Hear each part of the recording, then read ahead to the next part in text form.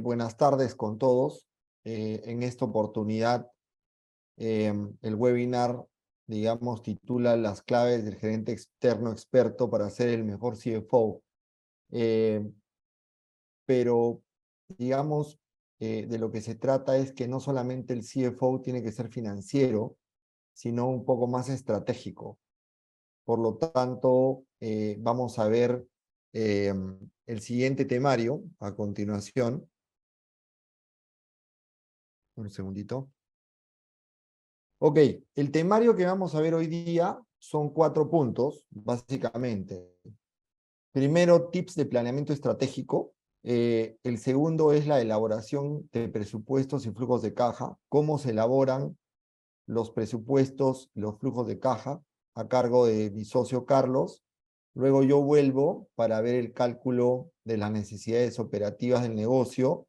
Y por último, el cuarto punto es la definición de la mejor estructura financiera, ¿no? Hoy en día los bancos nos exigen mucho EBITDA y también el ratio que se llama el Debt Service Rate, ¿no? Lo cual lo vamos a ver el día de hoy. Entonces empiezo, básicamente, con José, algo. disculpa. José, ponle modo copa. Si te falta poner modo en copa. Ahí, ya ahí está. Perfecto. Listo. Gracias, Listo. Carlos. Ya. Empiezo con esta lámina que realmente es importante, ¿no? Hoy en día, el otro día tuvimos un cliente antes de explicar la lámina, ¿no? ¿Tú tienes ventas? Sí, sí tengo ventas. ¿Y tienes manual de organización y funciones y procedimientos? No, no tengo. ¿Tienes estados financieros? Sí. ¿Y el contador cuándo te los da? Después de 4 meses. Ok, pero si tú no tienes la contabilidad al día, ¿cómo planificas? ¿Cómo presupuestas tu flujo? Y si no tienes presupuesto y tampoco una planificación financiera adecuada, ¿cómo controlas todos los KPIs, ¿no? Esa fue la primera pregunta, ¿no? Entonces, ¿qué pasa? Ese cliente tiene liquidez, vende, no le falta la plata, pero ya entró en un momento, por ejemplo, de crisis porque no puede afrontar sus deudas. Entonces, mucho ojo con esos clientes que tienen plata, liquidez, pero al final entran, digamos, con endeudamiento y sin manual de organización y funciones, sin estados financieros, digamos, al día, sin planificación financiera, yo creo que tienden a la quiebra al final. Entonces, esta lámina es muy interesante y es el modelo que nosotros utilizamos en EVA. Al medio está el plan estratégico o el plan macro comercial, ¿no? Plan estratégico para organizaciones muy grandes, ¿no? Y plan comercial para una organización que no es muy grande, pero que tiene un plan macro, ¿no? Un plan de partida. Si nosotros tenemos un manual de organización y funciones y además de procedimientos bien ordenado, tenemos estados financieros reales y oportunos, ¿no? Porque todo ese movimiento viaja a la contabilidad. Entonces, un ejemplo, ¿no?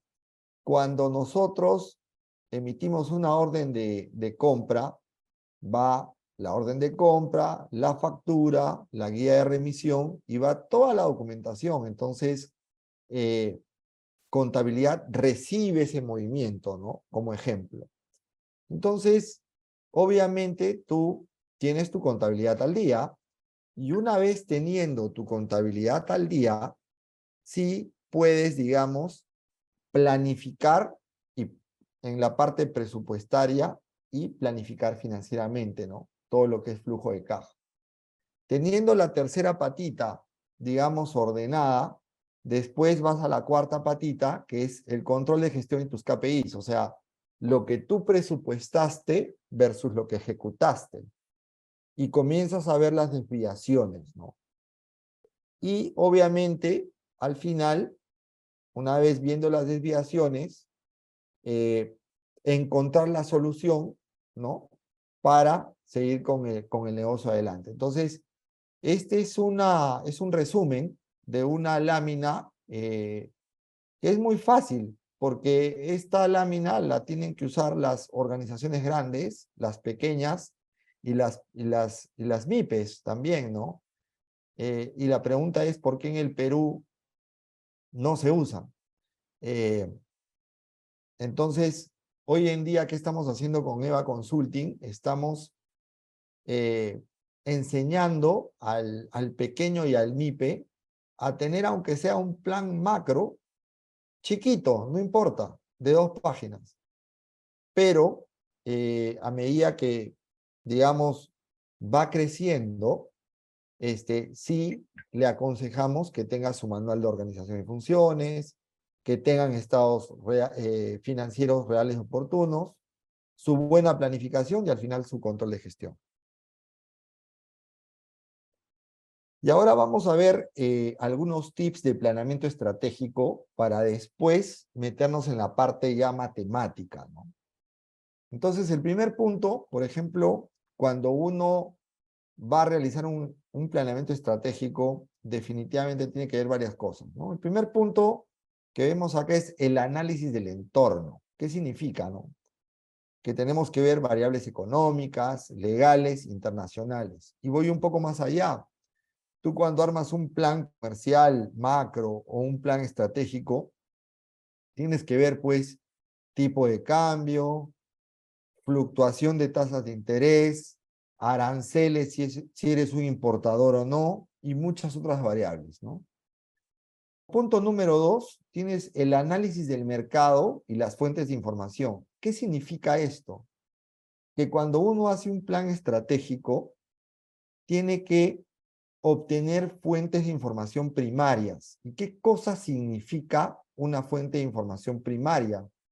Significa que tienes que acudir al experto, ¿no? El experto te da esa información.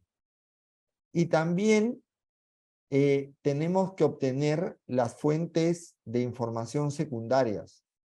Y las fuentes de información secundarias son, por ejemplo, ¿no? ADEX, Promperú, Aduanet, el INEI, donde tú puedes recibir información para ver toda la demanda y toda la oferta. ¿Ok? Como tercer punto, hemos considerado, obviamente, en todo plan estratégico, el análisis de fortalezas, debilidades, oportunidades y amenazas. Acá, básicamente, es muy importante ver la competencia, a qué precios está vendiendo tu competidor, qué productos está ofreciendo. Luego también el poder de negociación que uno tenga con el proveedor o el poder de negociación con los compradores también. En la medida en que tú vendas, digamos, tu producto más al contado y financiándote con el proveedor, es mejor. O sea, al final, uno que tiene que hacer, financieramente hablando, siempre trabajar con la plata del proveedor, ¿no? También ver el producto, por ejemplo, todo lo que son productos sustitutos, ¿no? Para elaborar un buen plan, un buen planeamiento estratégico. Luego, como cuarto punto, tenemos pues la definición de tu misión, tu visión y tus valores, ¿no? Ahí definitivamente tienes que tener bien en claro tus objetivos generales, tus objetivos específicos, tanto cualitativos como cuantitativos. Por ejemplo, ¿no? Un objetivo cuantitativo, oye, yo como accionista quiero que mi margen neto sea 15%, por ponerles un ejemplo, ¿no? A eso se refiere. En este punto también es importante ver toda la estrategia competitiva de la compañía, además de una estrategia de venta local o también puede ser una estrategia de internacionalización. ¿Ok? Luego, como quinto punto, y que lo considero muy importante y que hoy en día es básico para poder vender, es el plan de mercadotecnia, ¿no? Hoy en día, si no estás en redes digitales, pucha, lamentablemente no vendes, ¿no? Entonces, en el plan de mercadotecnia es muy importante definir cuál es tu mercado meta, cuáles son los objetivos de corto, mediano y largo plazo que tú quieres obtener, la ventaja comparativa que tú tienes como empresa, también el posicionamiento que tú vienes logrando. Eso es súper importante. La estrategia de crecimiento, ¿no? ¿Qué estrategia vas a utilizar? La estrategia comercial, ¿no? Y en la estrategia comercial vemos 4 variables, ¿no? Lo que nos han enseñado a todos en la universidad, las famosas 4P. ¿Qué producto ofreces? ¿Cuál es la diferenciación que tienes? El precio, a través de cómo lo vas a vender, ya sea canales de distribución, etcétera, y también el tema de la promoción, ¿no? Entonces, son temas bien importantes que se tienen que tener muy en claro cuando uno elabora un plan macro grande o un planeamiento estratégico, ¿no?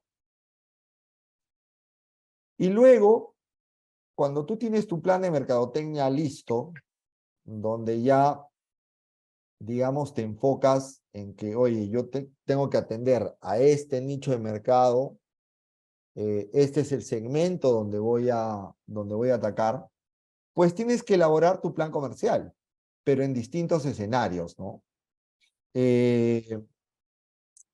¿Y cuáles son los escenarios? Básicamente un optimista, un conservador y un pesimista.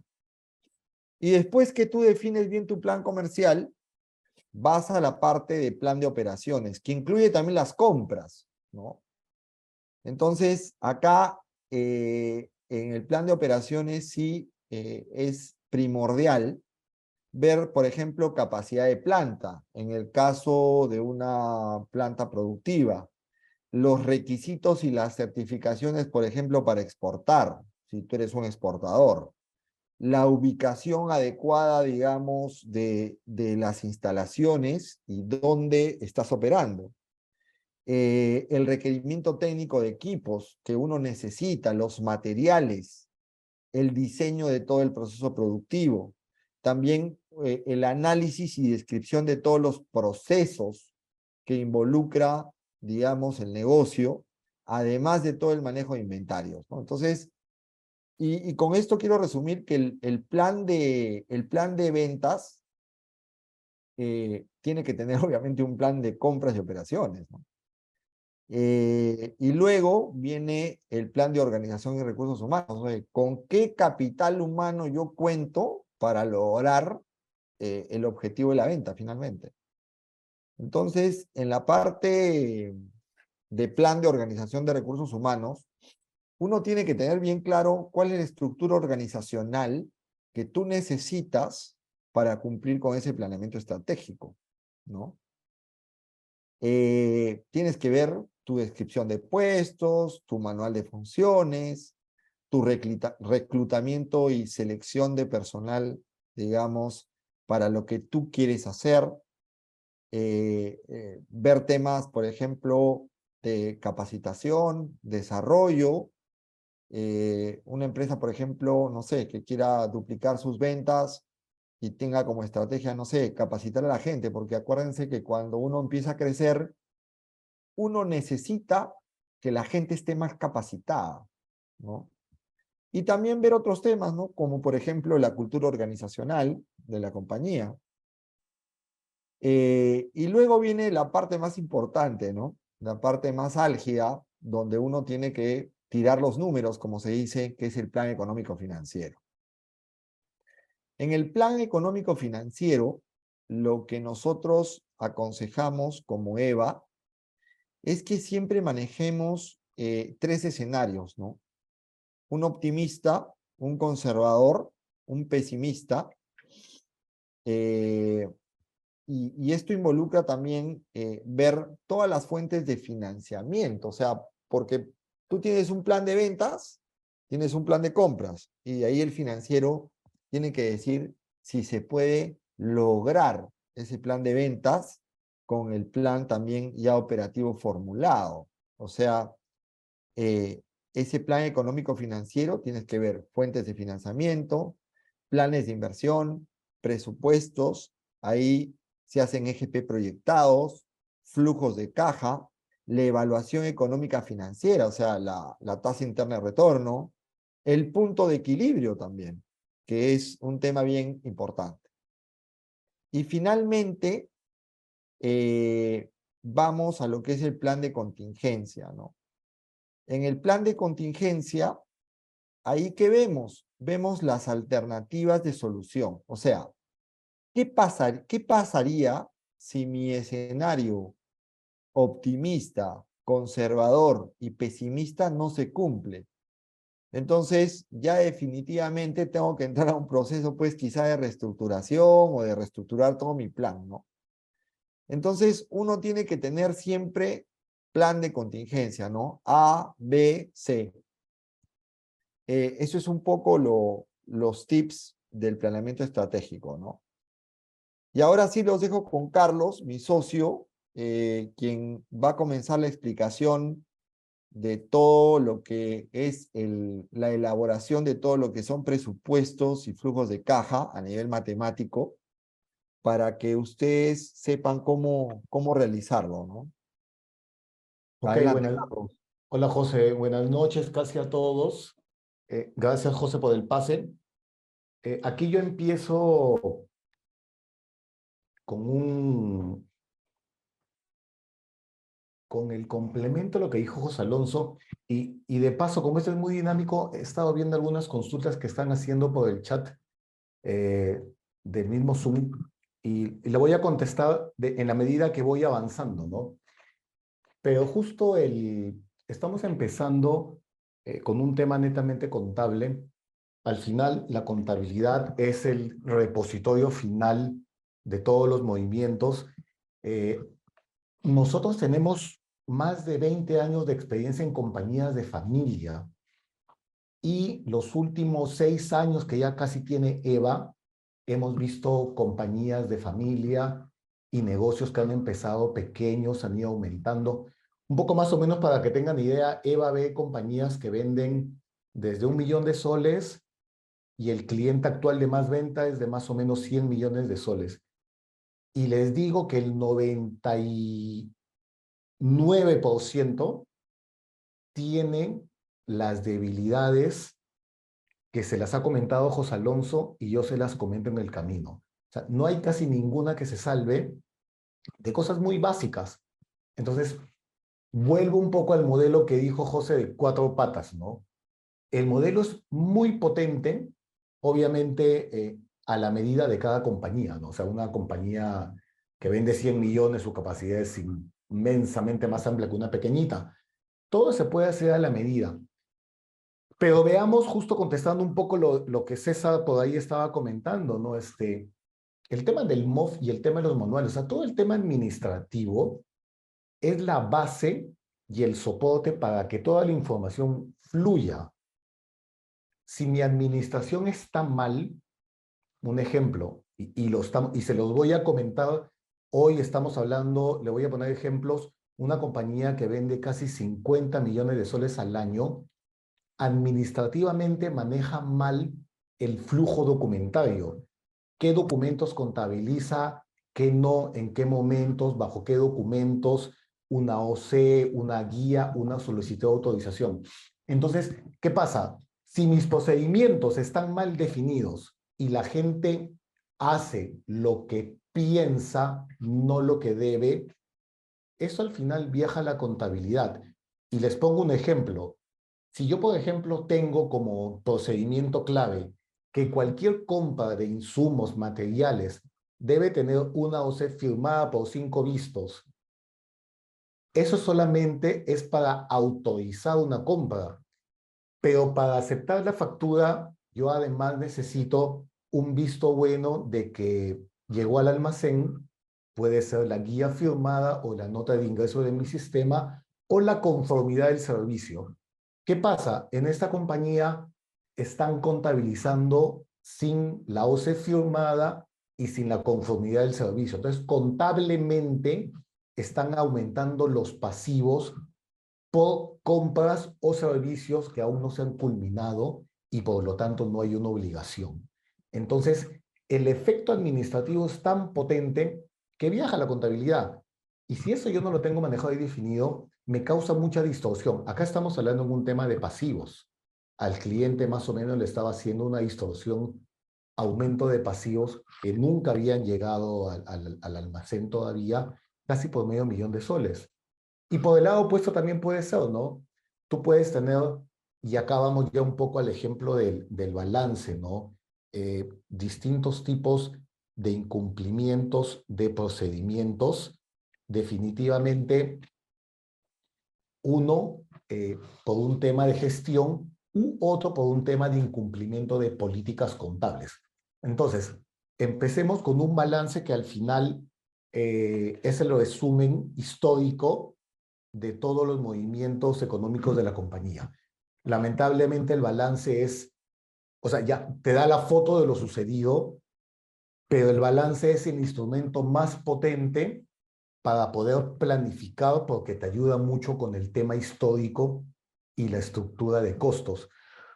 Es muy diferente la venta porque la venta presupuestada y estimada, la contabilidad te puede dar el histórico ejecutado, pero eso ya va mucho más por el tema de análisis, ¿no? Como dijo José Alonso, análisis de mercado, de tu competencia, para que tú puedas hacer tu presupuesto del año, pero sí el tema del costo te va a ayudar mucho el histórico ejecutado que te nace de la contabilidad.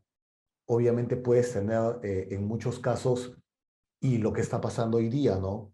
Muchas compañías que han estado haciendo importaciones han manejado fletes 4 o 5 veces mayores a los actuales. Hoy día los fletes casi ya están en la normalidad antes de la pandemia, pero, por ejemplo, hay algunas compañías que tenían la equivocación de presupuestar con el flete antiguo cuando ya bajó. Entonces, a veces uno puede guiarse en el tema de costos o gastos del histórico, pero en casos como nosotros, como este país que ha tenido tantos picos y a nivel mundial con el tema de los fletes, tiene que ir de la mano con la evolución actual, ¿no? En otros casos sí ayuda mucho el costo histórico para todo el tema de planeación, ¿no? Entonces, veamos este balance. Lo ideal es que siendo el balance histórico, o sea, ya el difunto ya está hecho, porque uno ya no puede hacer nada de lo sucedido, pero sí, lo ideal es que uno lo tenga máximo el séptimo u octavo día hábil, que más o menos puede ser el 10, 11 y 12 más o menos. Vuelvo un poco a la consulta inicial. Si uno tiene sus procedimientos y políticas establecidas, es posible que este balance sea confiable, cumpla con las políticas contables. Usualmente las principales fallas son las del devengado, ¿no? O sea, reconocer los gastos aún no se hayan dado sin que tenga la factura. Usualmente muchas compañías no lo contabilizan porque como no pagan la detracción, no lo meten al balance, pero ya la obligación está hecha. Entonces, son políticas que a veces complican, ¿no? Porque uno dice, no, voy a hacer dos balances, uno para gestión y otro para SUNAT. No, me quedo con el de SUNAT.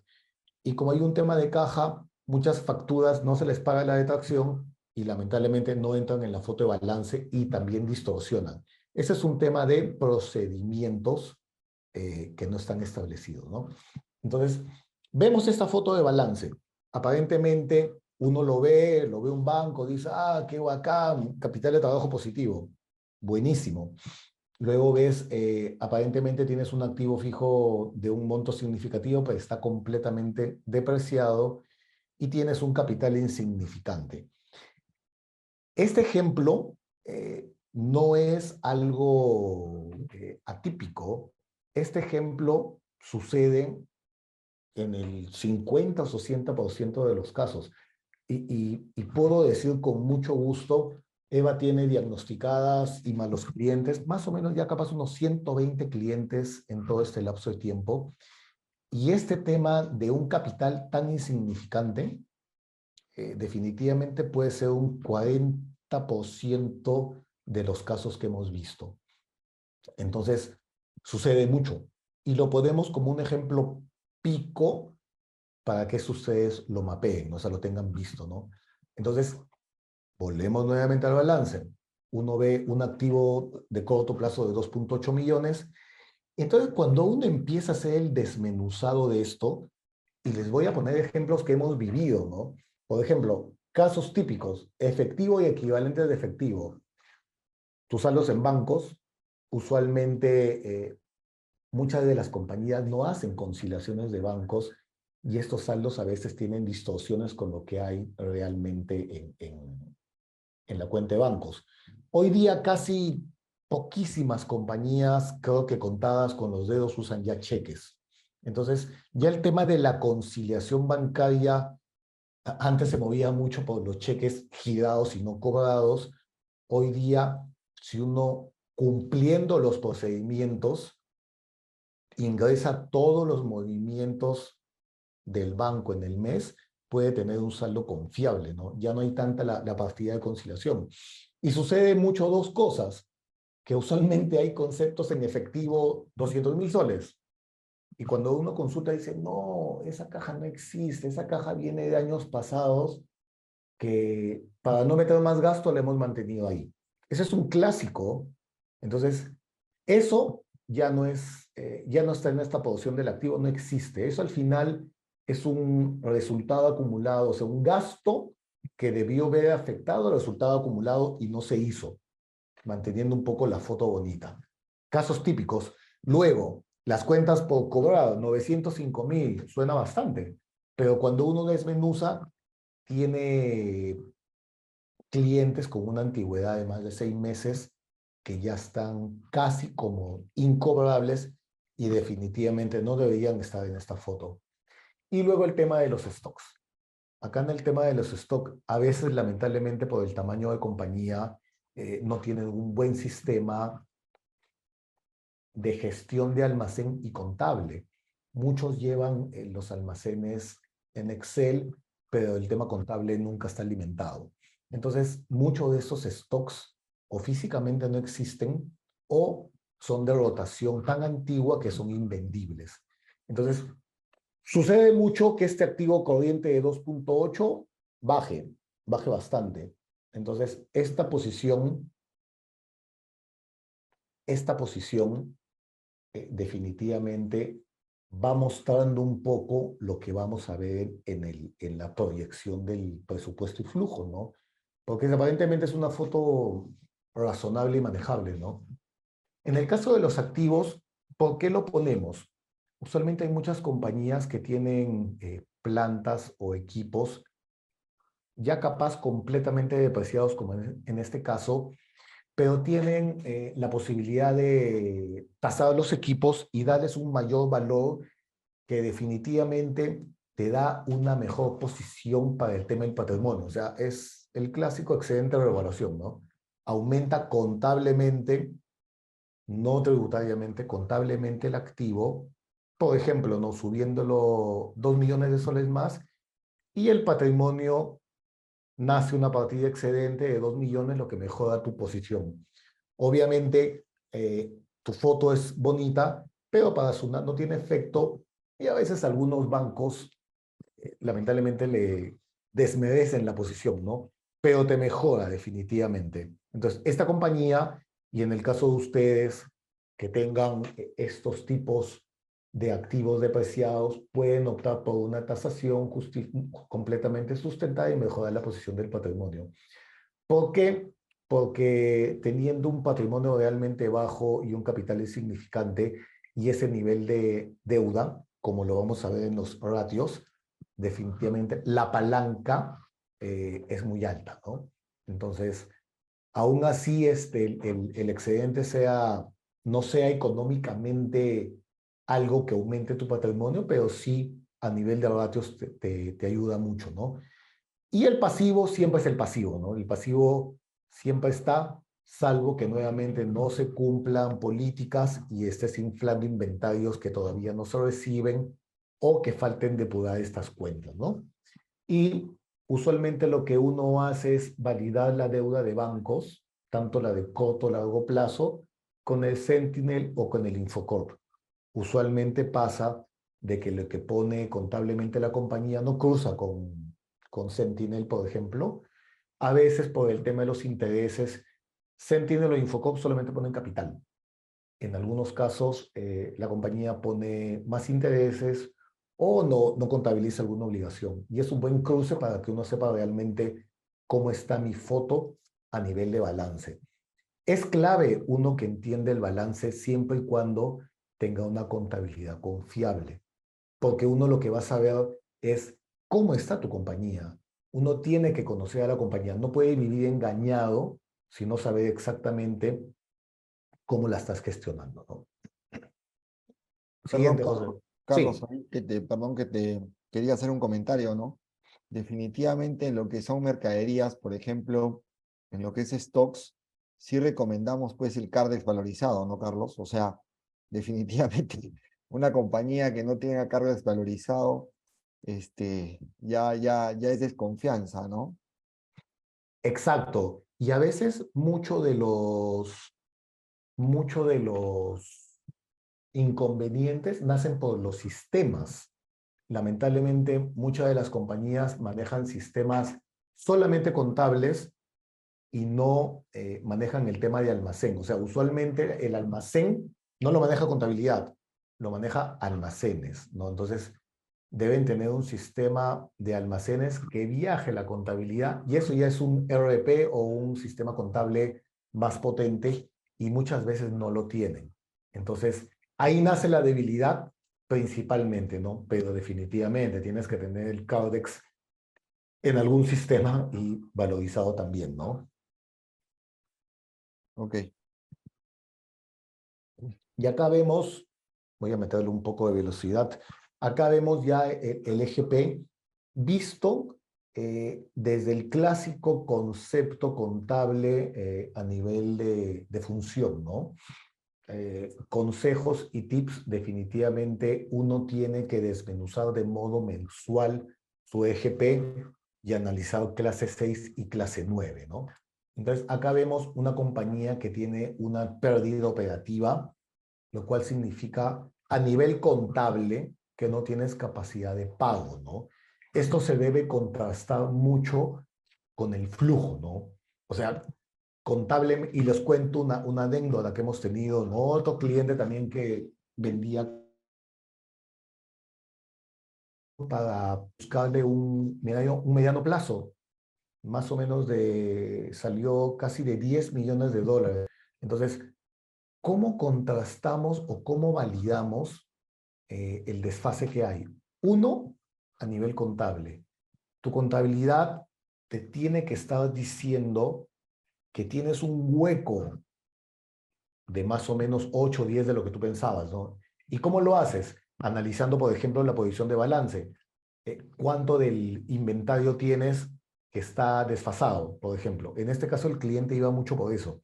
Tenía mucho inventario ya pagado y pagado con financiamiento que estaba estancado en las bodegas y nunca se vendió. Entonces, tú lo pagaste, te endeudaste con bancos y la plata nunca llegó del cliente.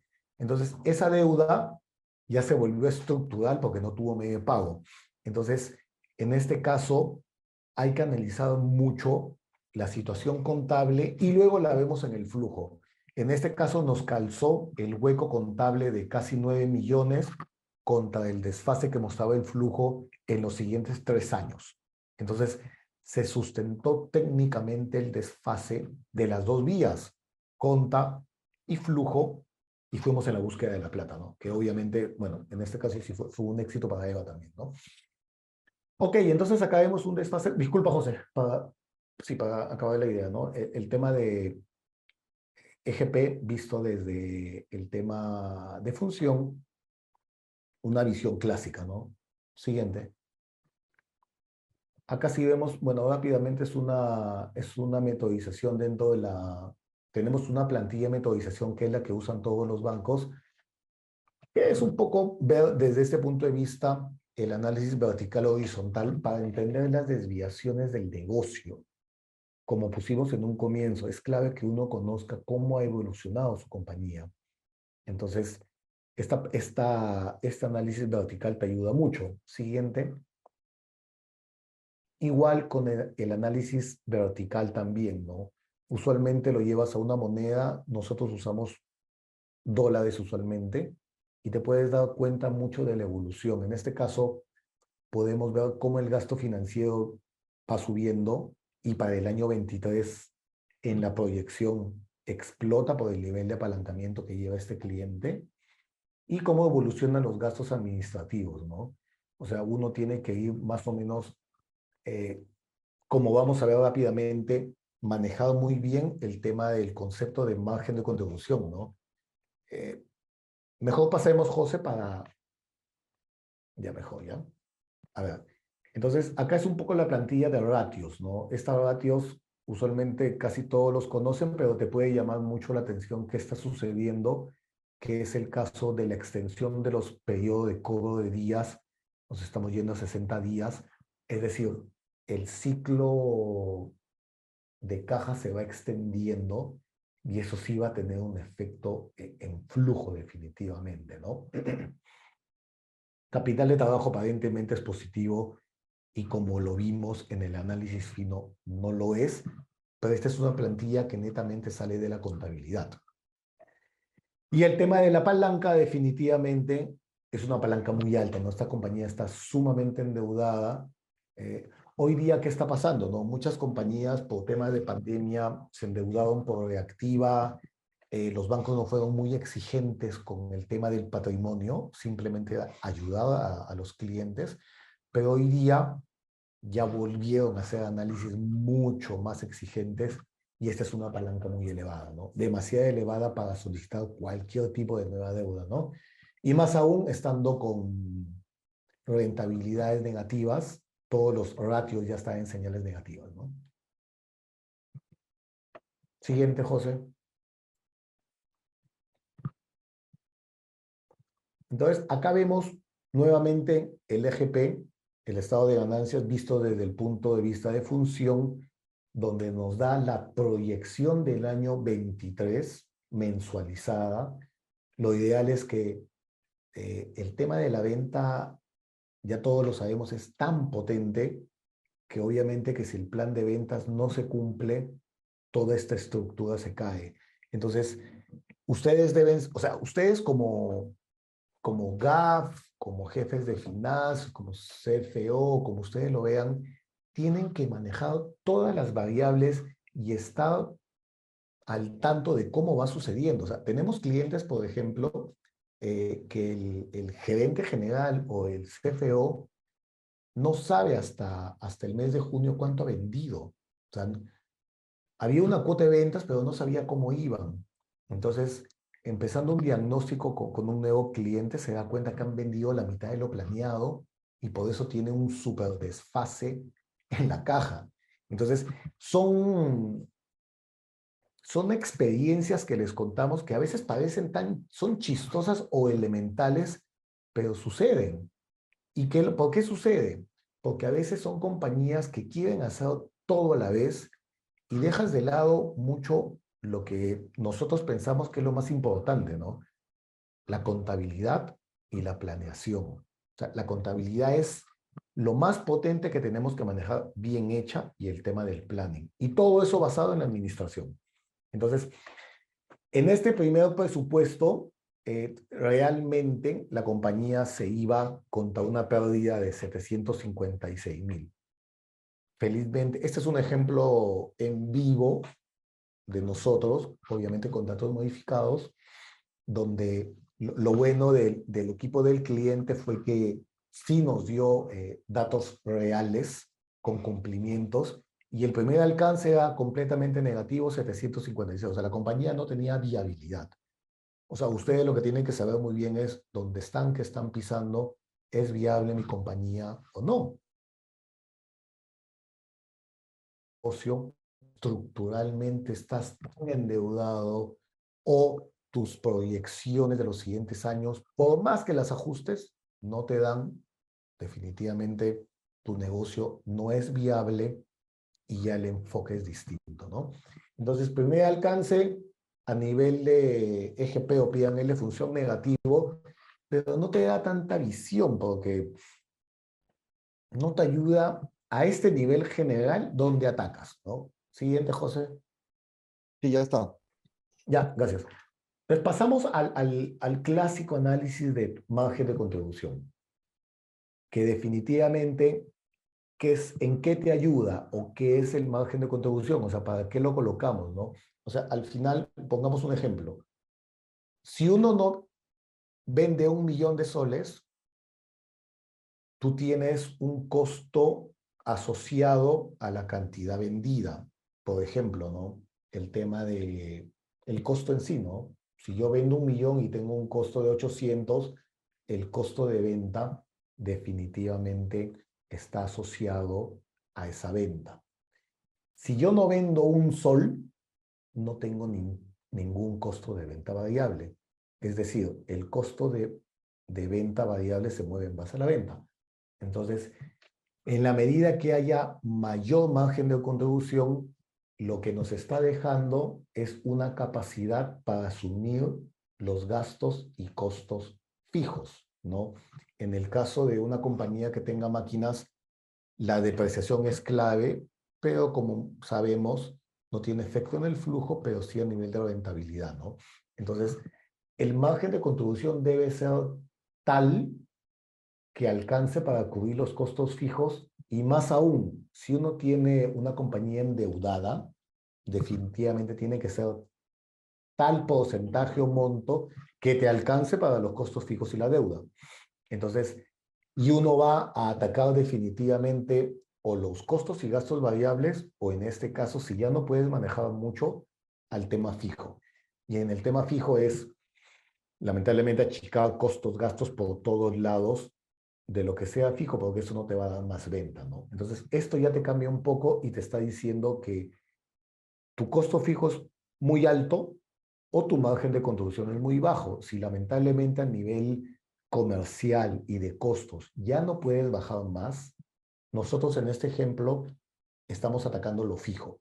Obviamente, lo ideal es una combinación de tres cosas: mayor venta, menor costo. O sea, ahí tienes que atacar mucho eficiencia de planta, reducciones, negociaciones logísticas para menor precio de insumos, X cosas. Y también atacar el tema del fijo, ¿no?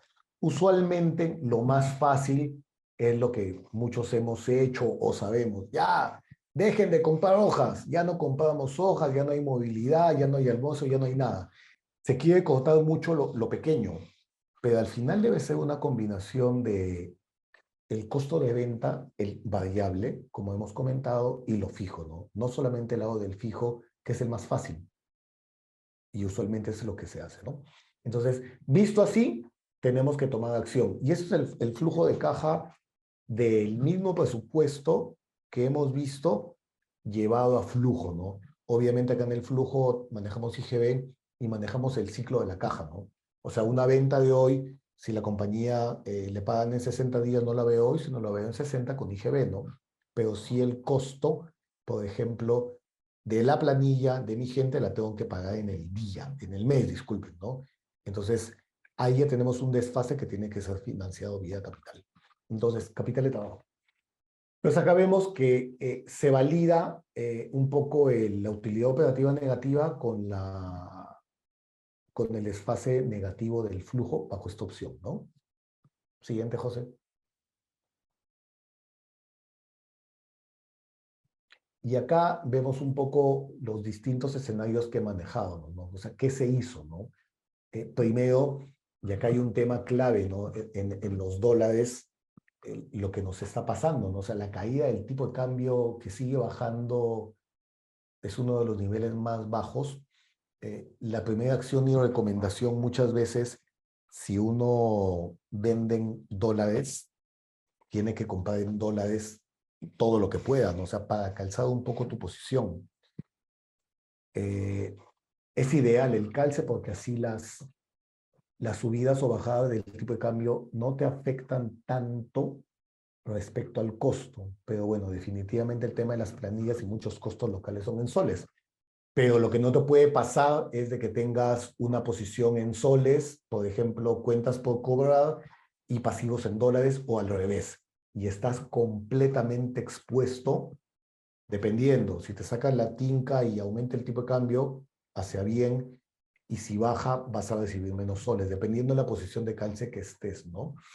Entonces, eso es clave para quien está vendiendo, comprando en dólares, ¿no? José, disculpa, abuelo, sí. Voy a sí, apoyarme un poco porque sí, me he excedido un poco. Eh, Acá hacemos esta reasignación de personal Y el concepto de capacidad instalada, ¿no? Muchas veces las compañías elevan los costos porque utilizan el 50% de la capacidad y hay costo hundido, el cual definitivamente lo tienes que distribuir a tu costo y de eso no te escapas, ¿no? Y reducciones en el gasto administrativo. Fijo. Siguiente, José. Y acá vemos una propuesta ya netamente con ajustes de lo que hemos comentado, donde se puede ver que ya hay un margen operativo de 3% que sigue siendo bajo, pero suficiente para poder tener una posibilidad de tener flujo, como vamos a ver más adelante. Siguiente, José. Y acá como margen de contribución vemos que luego el margen sí alcanza para cubrir todos los costos fijos, ¿no? Haciendo una reestructuración de compañía. Siguiente, José. Y acá como flujo ya lo vemos, ¿no? Un flujo positivo con todos los ajustes que se han dado y haciendo que la compañía pueda pasar el año con los ajustes y reducciones. Esto dentro de un plan de reestructuración de compañía, ¿no? Entonces, es clave el tema del primer presupuesto y luego los ajustes. Ustedes deben hacer ajustes y tener las evaluaciones mes a mes, no como comentó José Alonso, ¿no? O sea, hay clientes que cuando los conocemos todavía no tienen balance a junio, estamos en julio, no saben ni cómo están, ¿no? Entonces, eso tiene que ser, no en línea, pero sí por lo menos el 10 o 12 de cada mes, ¿no? Ok, Y acá sí y ya le ahora, cedo la posta a José. Dale, José. gracias, Carlos. Acá un poco lo que voy a explicar muy rápidamente son las fórmulas que utilizamos nosotros como financieros para el cálculo de las necesidades operativas o las famosas NOF, ¿no? Entonces, vamos a repasarlas y después vamos a ver la matemática, pero básicamente la necesidad total se compone de tres cosas, ¿no? El costo de venta, más el gasto de venta, más el gasto administrativo. El ciclo de rotación es la rotación de cuentas por cobrar más la rotación del inventario, ¿no? O sea, rota tu inventario en cuanto cobra, este es tu ciclo. Y la necesidad, digamos, operativa del negocio viene a ser la necesidad total por el ciclo de rotación entre los 360 días, ¿no? Y de ahí hay una fórmula para detectar qué porcentaje, digamos, de la necesidad operativa es financiamiento de venta o qué porcentaje es financiamiento de compra, ¿no? Entonces, en el caso del financiamiento de ventas, simplemente es la rotación de cuentas por cobrar y tú lo divides entre la rotación del inventario más la rotación de cuentas por cobrar, ¿no? Y al final, la necesidad de compras es simplemente el 100% menos el porcentaje del financiamiento de ventas, ¿no? Entonces, son fórmulas, pero un poco las he puesto para recordarlas, primero que nada, y para que las tomen en cuenta, ¿no? Y acá sí estamos haciendo una proyección, ¿no? Por ejemplo, este cliente cuyos estados financieros presentaban una venta de 8.220.000, entonces significa que la necesidad total para el año 22 era de 7.489.000, por ponerles un ejemplo. El ciclo de rotación está en 120 días, o sea, entre lo que rota el inventario y cobra, son 120 días. Y luego tienes una necesidad operativa de 2.4 millones, ¿no? De los cuales el 50% es financiamiento de ventas y el 50% financiamiento de compras, ¿no? Entonces, eh, a ver, hay dos vías, digamos, para lo que son financiamiento de compras. O tú te endeudas con el proveedor o te financias con el banco, ¿no? Financiamiento de ventas es la cantidad de línea que tú, digamos, requieres para poder monetizar una factura o una letra o lo que fuera, ¿no?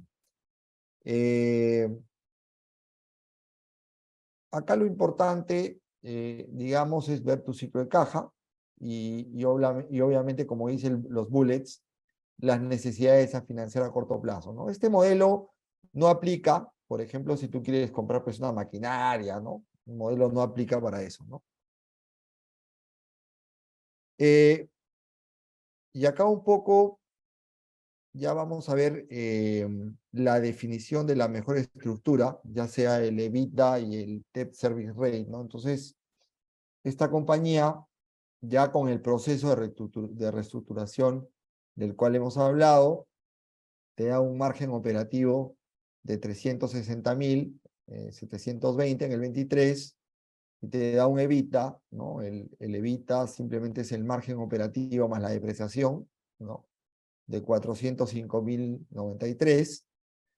Y el concepto que estamos manejando en todos los diagnósticos que estamos haciendo y que obviamente clientes nos dicen, oye, ayúdame para presentarme al banco, digamos, que el banco tenga una buena percepción del cliente en base al diagnóstico y en base a las proyecciones que sustenta, es que en este caso el evita entre todo el servicio de deuda, hablo de servicio de deuda estructural, con el interés, son 278.000 soles en el 23, y eso te da un debt service rate de 1,45, ¿no?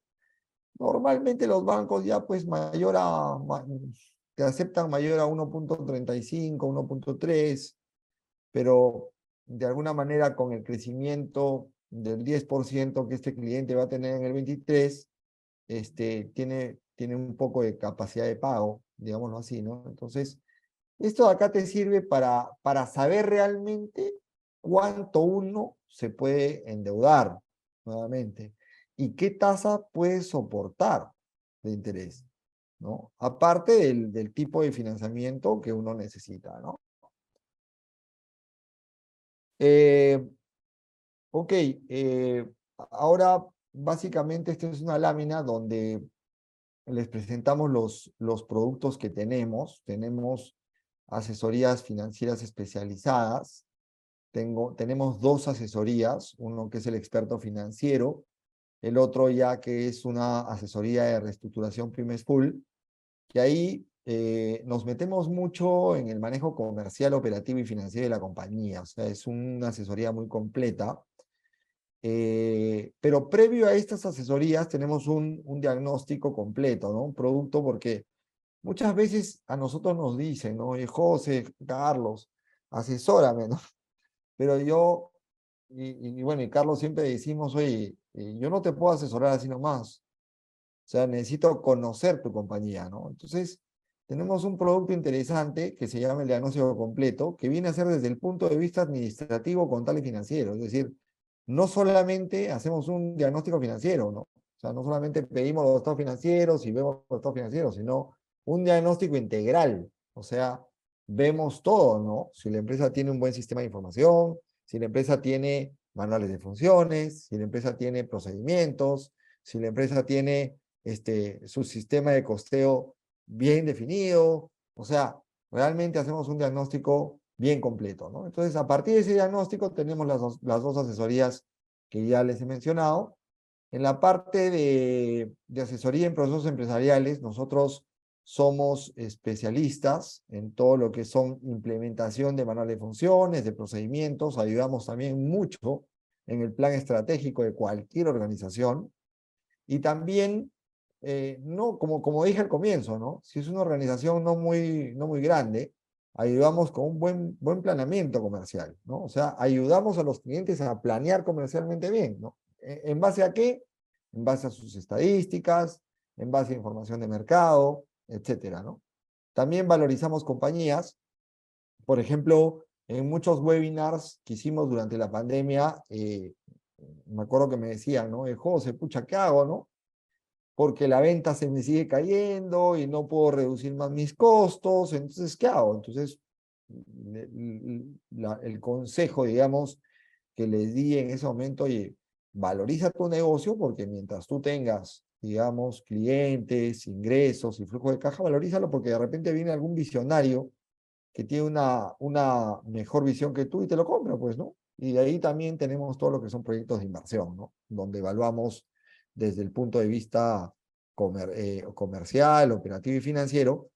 Y finalmente también ayudamos a todos los clientes a la red y gestión de financiamiento, es decir, a buscarles el capital de trabajo que necesitan las compañías, ¿no? Ya hemos tenido bastantes casos de éxito, aparte de las asesorías fijas mensuales que manejamos.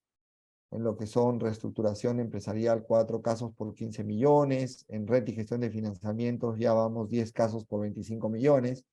Nos han pedido uno que está en trámite por 12.5, ojalá se logre, y así, ¿no? Entonces, acá les dejamos, de hecho, esta presentación se las vamos a dar o mandar por correo a todos los, no solo los que han participado del webinar, sino a todos los inscritos, ¿no? Con la matriz también en Excel para que ustedes sepan toda la formulación, cómo lo hacemos, etcétera, ¿no? Acá están nuestros datos de contacto, nuestros correos y cualquier comunicación, encantado de ayudarlos. Más bien, si tienen alguna consulta respecto al webinar, encantado, creo que tenemos 10 o 15 minutos para responder cualquier consulta que haya y nada, agradecerles mucho por la atención, por la participación y gracias Pamela también por todo tu apoyo, ¿no? Dale, José, Pamela, sí he visto que hay en el chat, si quieres yo las voy contestando para hacerlo más ágil y si deseas ya tú me complementas, José. ¿Sale? Sí, yo te complemento, Listo. no hay Ok, problema. justo en plena presentación estaba hablando lo que César me estaba comentando, me consultaba un poco o sea, cuál es la importancia crítica del MOF y los procedimientos, todo el tema administrativo, ¿no? O sea, definitivamente dentro de la visión de GAF como manejo de negocio es clave, pero te pongo casos de los diagnósticos que tenemos. Dentro de los diagnósticos hacemos todo el análisis administrativo, contable de finanzas y planeación. Y muchas veces la debilidad del MOF y del manual de procedimientos la catalogamos como inmediata o capaz con sentido de urgencia, ¿no? Inmediata, mediana o todavía no. Entonces, dependiendo del tipo de compañía, definitivamente una compañía que tiene viabilidad según el análisis que hacemos, el tema y necesita inmediatamente plata, tenemos que dejar de lado el tema del MOF y el manual para primeramente salvar el negocio, ¿no? O sea, es un poco, si el negocio no camina, no da plata y no puede pasar el bache, no tiene sentido que veas el lado administrativo. Solucionas el tema de la plata, tu descalce, lo que hayas detectado, y a continuación lo haces definitivamente, ¿no? Pero si estás en una condición más o menos holgada dentro de tu planning, lo recomendable es que lo veas inmediato o en el menor plazo posible, ¿no? Dale con la Va- segunda, Carlos, yo contesto la tercera. Ya, Ok. a ver, en empresas que listan en bolsa, es ir a la superintendencia de mercado de valores y descargar. Lógico, definitivamente el benchmarking es fácil por las compañías que cotizan en bolsa, pero definitivamente estamos hablando hoy día del público que tiene EVA y creo que no hay nadie acá ni una compañía que venda más de 100 millones, entiendo, y más aún que esté en bolsa. Entonces, esos datos comparativamente no nos ayudan en nada, no nos podemos comparar pues con un Alicop, si estoy en el tema de producción de alimentos, no tiene sentido, ¿no? Entonces, ¿de dónde viene el benchmarking? Por ejemplo, nosotros, como tenemos casi 120 casos, estamos dentro de toda la economía, sector automotriz, sector agroindustria, sector alimentos, colegios. Entonces, sí tenemos mucha base para saber, por ejemplo, un negocio de algún tipo, cómo está comparativamente con otros negocios semejantes. Eso no lo vas a obtener, lo tiene un banco capaz, pero nunca te lo da. Pero nosotros, por la experiencia que tenemos, por ejemplo, venimos de textiles, venimos de compañías que dan servicio de alquiler a minas. Entonces, sabemos mucho dentro del benchmarking de las compañías que tiene EVA y los mismos contactos que tenemos nosotros, ¿no? Ok. Dale, José. Alfredo, ¿cómo estás? Me comentas qué recomienda Eva Consulting en los casos de caja que no existen. A ver, te comento un poco, ¿no? Cuando un socio o dueño saca plata de la compañía, generalmente no lo rinde, ¿no?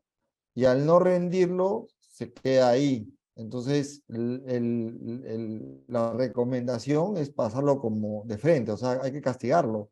Y se acabó porque estás inflando un activo que no hay caja, ¿no? Entonces, la recomendación es pasarlo a resultados, ¿no? Definitivamente.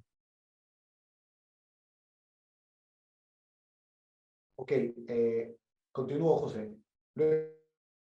Luego, igual, Alfredo nos comenta, esta empresa está financiando mercaderías, sí, o sea, tenemos cosas de locos con clientes, ¿no? Clientes que han financiado compras de stock que los venden en 60 días con medianos plazos, que financieramente está mal, pero si, o sea, no te lo dice el manual, pero si tú aseguras la venta y el retorno de ese flujo en el tiempo, no estuviese mal.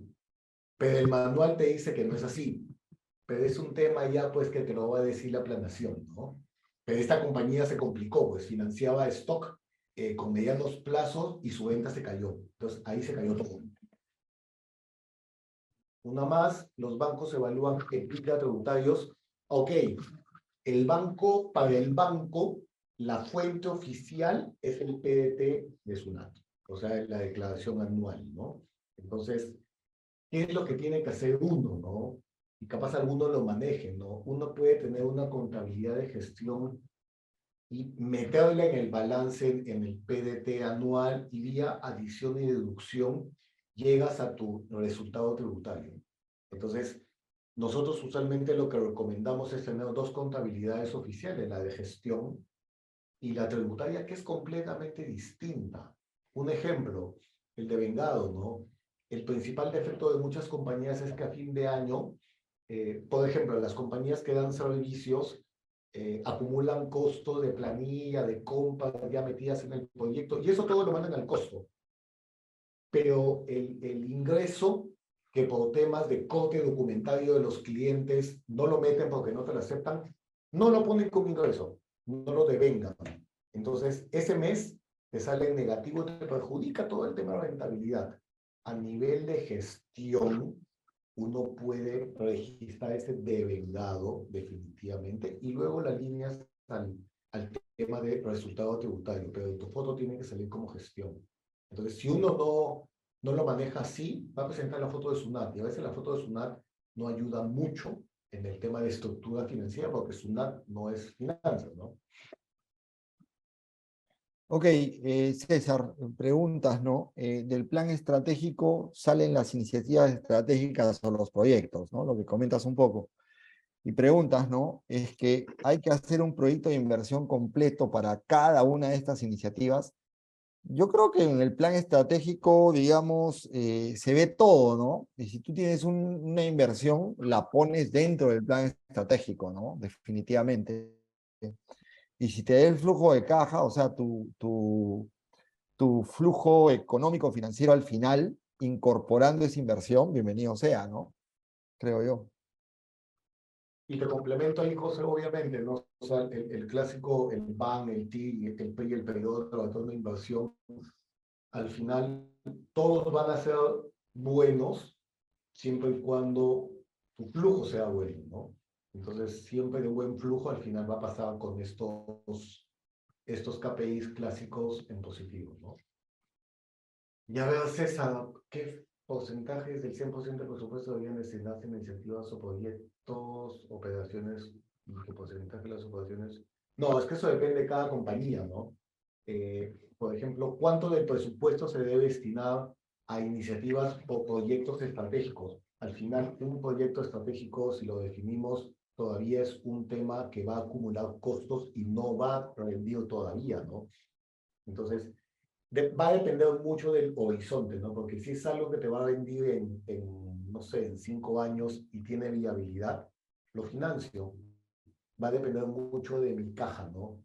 Si yo tengo una capacidad de vida tal que pueda pagar todas mis deudas y luego los dividendos y me queda todavía un monto, definitivamente puedo destinar a proyectos estratégicos. Si no me alcanza, pero es el proyecto del año que está súper analizado, hay la posibilidad que lo financies. Va a depender mucho, ¿no? Eso sí depende del tipo de proyecto, ¿no? Creo que es la última, sí. De nada, César, con mucho gusto. No sé si alguien tiene alguna pregunta adicional. Creo que ya no hay.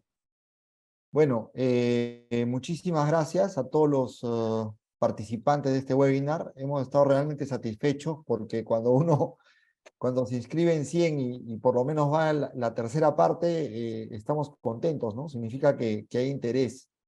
Eh, y nada, les pasamos la presentación con todas las matrices y les agradezco nuevamente, ¿no? Por toda la asistencia. No sé si Carlos quieras comentar algo. No, gracias por la asistencia y con mucho gusto, cualquier consulta, sin ningún compromiso, la idea es que podamos contribuir a la mejora en las compañías y a la experiencia de cada uno, ¿no? Gracias por su asistencia. Ok, muchas gracias. Hasta luego. Muchas gracias a todos por su asistencia. Esperamos verlos en una próxima ocasión. Muchas gracias a los señores del equipo experto en finanzas. Que tengan una buena tarde.